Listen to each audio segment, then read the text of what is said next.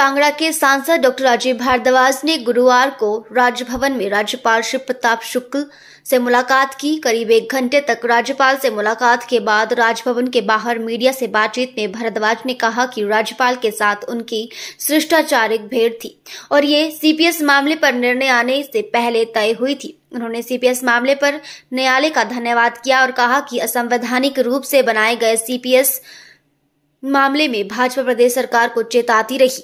उन्होंने बताया कि कोर्ट का ये ऐतिहासिक निर्णय है। सीपीएस एक्ट 2006 को निरस्त कर दिया गया है। इसकी गूंज बहुत दूर तक जाएगी। भारद्वाज ने कहा कि नेता प्रतिपक्ष जयराम ठाकुर व भाजपा अध्यक्ष चुनाव के सिलसिले में राज्य से बाहर हैं। ऐसे में इस मामले पर शीर्ष नेतृत्व से चर्चा के बाद आगे की रणनीति तय की जाएगी। राज्यपाल महोदय से 6 दिन पहले समय लिया था, क्योंकि सांसद बनने के बाद मैं उनसे एक बार वैसे नूरपुर में भी मिल चुका था, वो किसी कार्यक्रम के सिलसिले से आए थे, और एक बार दिल्ली मिल गए थे। वो एक संयोग था और एक सांसद के नाते ये मेरा धर्म बनता था। तो मैंने माननीय राज्यपाल जी से 7-8 दिन पहले समय लिया था, तो मैं उस नाते केबल कर्टसी कॉल करने आया था। आज यही मिलने का कारण था।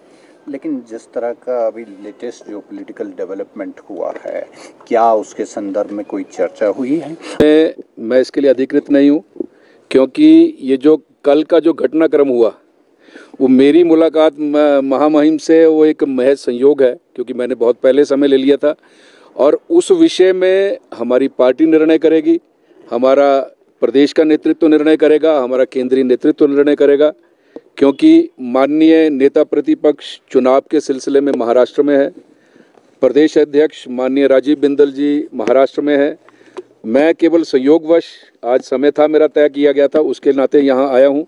और आपसे दूसरा विषय जो आपने रखा है कि ये जो कल का घटनाक्रम हुआ है, इस घटनाक्रम में मैं माननीय न्यायालय का कोटि धन्यवाद करता हूँ, क्योंकि जिस दिन से सीपीएस बने थे हमारे नेता प्रतिपक्ष, हमारे पार्टी के प्रदेश अध्यक्ष और हम सब लोग जो पार्टी के वरिष्ठ कार्यकर्ता थे, समय समय पर सरकार को चेताते रहे, क्योंकि ये अनकॉन्स्टिट्यूशनल है, ये ठीक नहीं है, और कई चीज़ों का हवाला दिया था। लेकिन माननीय मुख्यमंत्री जी ने उसकी नियुक्ति की थी, तो उस नाते बहुत अधिक चेताने के बावजूद भी जब सरकार के सिर से जू नहीं रहेंगी, तो फिर माननीय न्यायालय में कुछ लोग गए थे, तो उसका कल निर्णय हुआ है।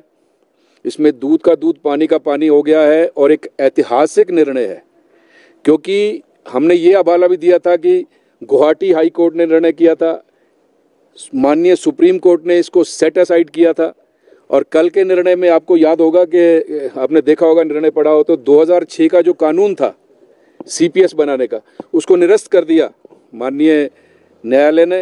और पॉइंट नंबर 50 अगर आप देखें, उसमें कहा गया है कि ये जो नियुक्ति है इट इज़ अनकॉन्स्टिट्यूशनल। तो कल का जो निर्णय है ये निर्णय ऐतिहासिक निर्णय है, और मुझे लगता है कि इसकी गूंज बहुत दूर तक जाएगी आने वाले समय में। मुझे केवल यही कहना है। उसमें जो सेक्शन 3D है जो उनको प्रोटेक्शन करता है, that has been declared unconstitutional. क्या आपको लगता है उनकी सदस्यता भी जा सकती है? Will BJP work on this ground as well? देखिए, मैंने पहले कहा कि इसके लिए मैं अधिकृत नहीं हूँ। हमारे वरिष्ठ नेतृत्व इस समय प्रदेश से बाहर है, और माननीय जयराम ठाकुर जी, माननीय राजीव बिंदल जी और अन्य सभी वरिष्ठ नेता इस समय महाराष्ट्र, झारखंड में चुनाव के सिलसिले से बाहर हैं। जैसे ही वो यहाँ आते हैं, इस पे विचार किया जाएगा, गहन विचार किया जाएगा। ये करके केंद्र से निर्देश विचार करने वाला बहुत आने वाले 2-4 दिनों में आपको इस चीज़ का पता चल जाएगा। हम तो हर बार बोलते हैं, रोज बोलते हैं कि सरकार जो है, ये सरकार झूठ का पिटारा लेकर सत्ता में आई है। इस सरकार ने ऐसे ऐसे वादे कर दिए जो कभी पूरे नहीं हो सकते, और जनता अब देख रही है, जनता बहुत जागरूक है। आपने कहा कि हर घर में 18 साल से ऊपर जितनी हमारी माताएं, बहनें, बेटियां हैं, उनको महीने का 1500 रुपया दिया जाएगा। अगर 4 हैं तो 6000 रुपया पर मंथ दिया जाएगा। और आज क्या स्थिति है, मुझे बोलने की आवश्यकता नहीं है। अब सारा मामला पंचायत के ऊपर फेंक दिया। और मैं परफॉर्मा देख रहा था, जो मैंने 4-5 दिन पहले वो परफॉर्मा मंगवाया, जो उन्होंने एलिजिबिलिटी रखी है 1500 रुपया मिलने की, उसको यदि देख लिया जाए तो मुझे लगता है कि 5% महिलाओं को भी उसका लाभ नहीं मिलेगा। जबकि वीडियोस वायरल हैं, आपने देखे होंगे, सब वीडियोस वायरल हैं, बड़े बड़े नेताओं के वीडियोस हैं। उन्होंने कहा था कि 1 है तो 1500, 2 है तो 3000, 3 है तो 4500, 4 है तो 6000 रुपया महीना दिया जाएगा हर महिला को। 22 लाख महिलाएं हैं पूरे हिमाचल प्रदेश में। अब देखिए क्या करते हैं, जनता इंतजार कर रही है। आपने कहा हर वर्ष 1 लाख नौकरी दी जाएगी। अगले महीने 2 वर्ष पूरे हो जाएंगे। जिस दिन 2 वर्ष पूरे हों, मैं आपसे प्रार्थना करना चाहता हूं कि श्वेत पत्र लीजिए हिमाचल प्रदेश की सरकार से। 2 वर्षों में 2 लाख नौकरियां दी जानी चाहिए थी। कितनी नौकरियां दी गई हैं, ये जवाब आप लोग ले सकते हैं दिसंबर में। और कितने निर्णय किए, और कितने 300 यूनिट बिजली फ्री दे देंगे। माननीय जयराम ठाकुर जी इस प्रदेश के मुख्यमंत्री थे, कोई वादा नहीं किया था हमने। जब हम सत्ता में आए थे, हमने कोई वादा नहीं किया था कि हम बिजली मुफ्त देंगे। जयराम ठाकुर जी को लगा कि ये पावर सरप्लस स्टेट है और इस समय हम इस स्थिति में है कि हम दे सकते हैं, तो 125 यूनिट बिजली फ्री दी और वो हुआ। आप सबने देखा। इस सरकार ने अपने एजेंडे में लिख दिया, मैनिफेस्टो में, कि हम 300 यूनिट बिजली फ्री देंगे। और आज क्या स्थिति है? 300 यूनिट बिजली तो क्या फ्री देनी थी, जो 125 यूनिट बिजली दी गई थी हिमाचल सरकार की दौर से माननीय जयराम ठाकुर जी के द्वारा, उसको भी रोक दिया गया है। और इंतजार कीजिए, बिजली कितनी महंगी होने जा रही है हिमाचल प्रदेश में, ये आप आने वाले समय में देखेंगे। जनता इंतजार कर रही है अब तो आने वाले विधानसभा के चुनाव का। और क्या स्थिति इस सरकार की होगी, इसका अंदाजा हम और आप भी नहीं लगा सकते। मैं कहना चाहता हूँ, राजीव जी, मैं भारतीय जनता पार्टी का कार्यकर्ता हूँ और अब तो मुझे 39वां वर्ष हो गया इस पार्टी में काम करते करते।